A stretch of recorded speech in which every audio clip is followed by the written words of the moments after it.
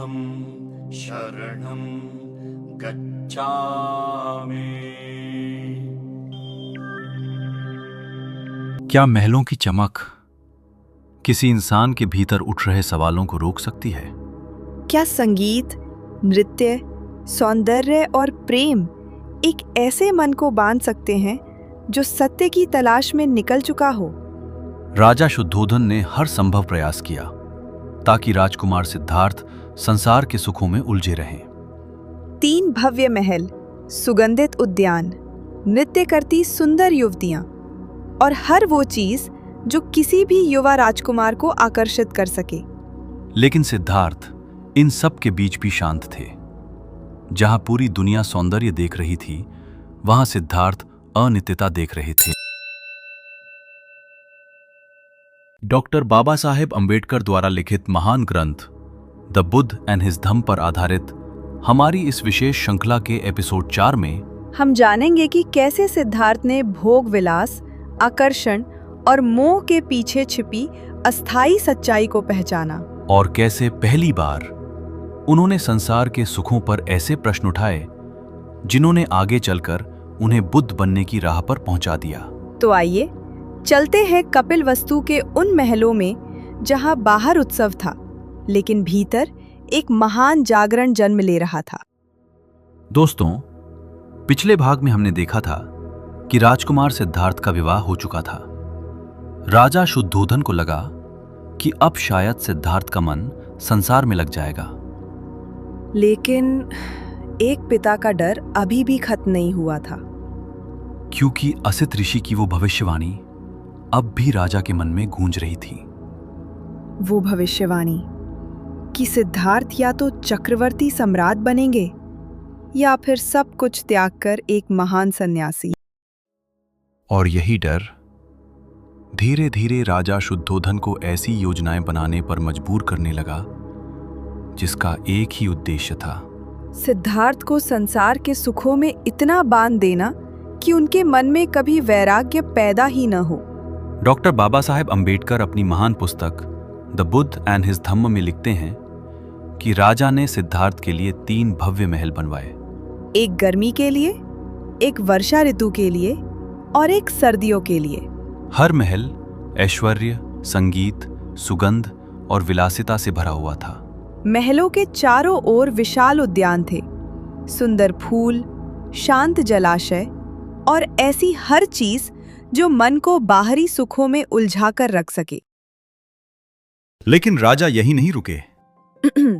उन्होंने अपने कुल पुरोहित उदाई को बुलाया और कहा कि राजकुमार के आसपास ऐसा वातावरण बनाया जाए जहां उनका मन कभी संसार से दूर जाने का सोच ही ना सके। उदाई ने महल की सुंदर स्त्रियों को इकट्ठा किया और उनसे कहा, आप सभी कला, सौंदर्य और आकर्षण में निपुण हैं। आपका उद्देश्य है राजकुमार के मन को सुखों में बांधे रखना। उन्हें समझाया गया कि कैसे मधुर शब्दों, संगीत, नृत्य और आकर्षण से सिद्धार्थ को मोह में रखा जाए। इतना ही नहीं, उदाई ने पुराने ऋषियों और तपस्वियों के उदाहरण देकर कहा कि जब महान ऋषि भी आकर्षण के जाल में फंस सकते हैं, तो युवा सिद्धार्थ को बांधना कठिन नहीं होगा। लेकिन शायद राजा शुद्धोधन एक बात नहीं समझ पाए थे। जिस व्यक्ति के भीतर करुणा और सत्य की खोज जाग चुकी हो, उसे महलों की चमक ज्यादा देर तक रोक नहीं सकती। सिद्धार्थ बाहर से महलों में थे, लेकिन भीतर से उनका मन किसी और ही सत्य की तलाश में निकल चुका था। और यही तलाश बहुत जल्द उन्हें उस रास्ते पर ले जाने वाली थी जो आगे चलकर पूरी दुनिया को बदल देगा।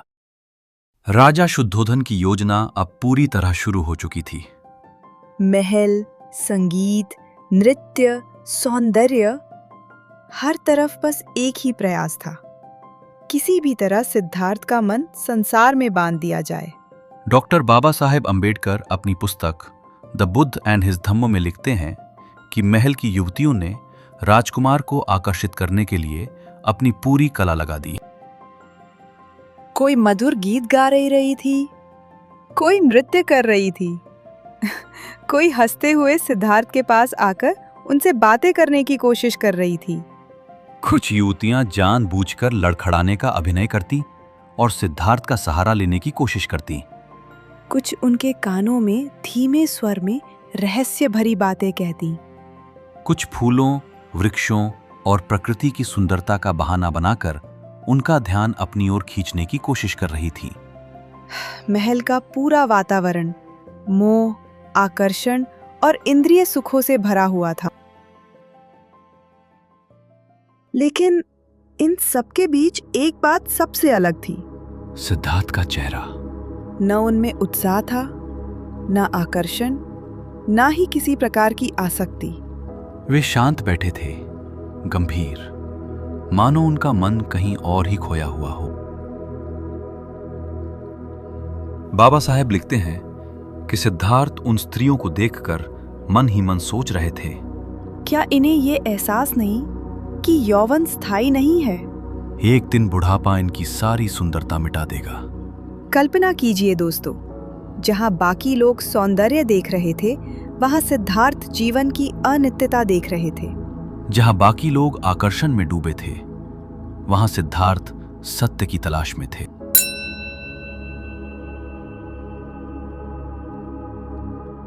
महीनों तक ये प्रयास चलते रहे। गीत, नृत्य, हास्य, आकर्षण, सब कुछ आजमाया गया। लेकिन सिद्धार्थ का मन इन सब के बीच भी शांत और अडिग बना रहा। क्योंकि उनके भीतर एक बड़ा प्रश्न जन्म ले चुका था।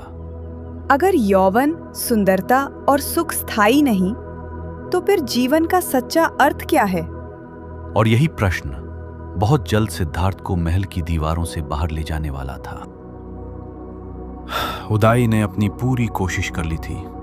उसने प्रेम की बातें की, भोग विलास की बातें की, पुराने ऋषियों और राजाओं के उदाहरण दिए।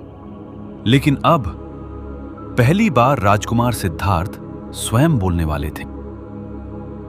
डॉक्टर बाबा साहेब अंबेडकर अपनी पुस्तक द बुद्ध एंड हिज धम्म में लिखते हैं कि सिद्धार्थ ने शांत लेकिन दृढ़ स्वर में उत्तर दिया, मैं संसार का तिरस्कार नहीं करता। मैं जानता हूँ कि पूरा मानव जगत इन्हीं विषयों में लिप्त है। लेकिन जब मैं देखता हूं कि ये संसार अनित्य है, क्षणभंगुर है, तो मुझे इसमें कोई स्थायी सुख दिखाई नहीं देता।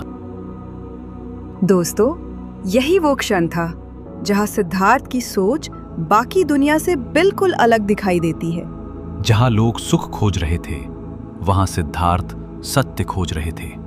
उन्होंने आगे कहा, यदि सुंदरता हमेशा रहने वाली होती, तब भी इच्छाओं के पीछे भागना बुद्धिमानी नहीं होती। लेकिन जब हर चीज नष्ट होने वाली है, तो फिर मोह किस बात का?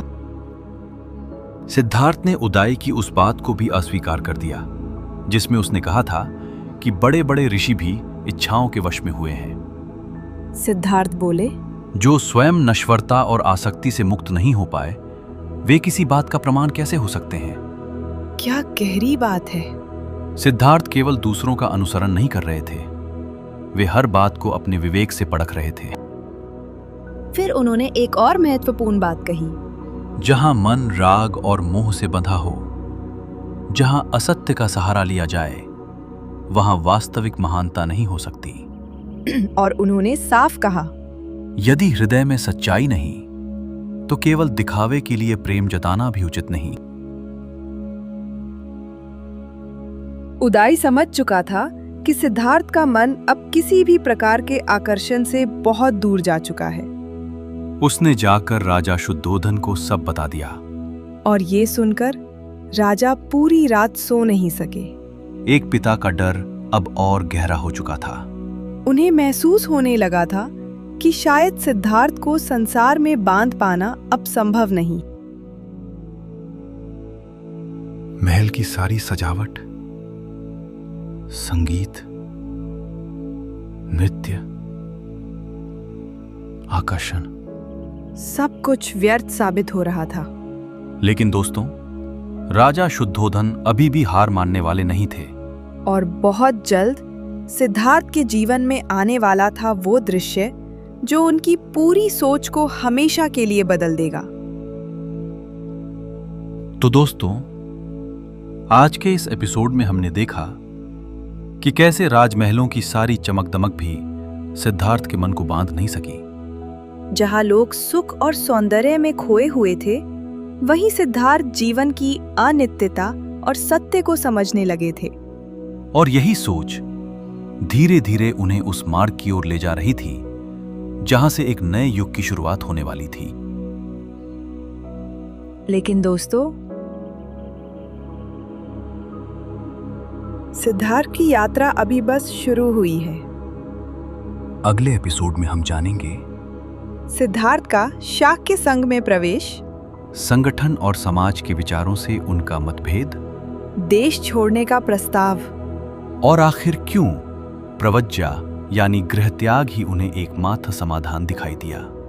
ये आने वाला अध्याय सिद्धार्थ के जीवन का एक बहुत बड़ा टर्निंग पॉइंट बनने वाला है। अगर आपको हमारा ये प्रयास पसंद आ रहा है तो धम्म ज्ञान दीप को सब्सक्राइब जरूर करें। वीडियो को लाइक और शेयर करें ताकि बुद्ध और बाबा साहेब के विचार ज्यादा से ज्यादा लोगों तक पहुंच सकें। जय भीम। नमो बुद्धाय।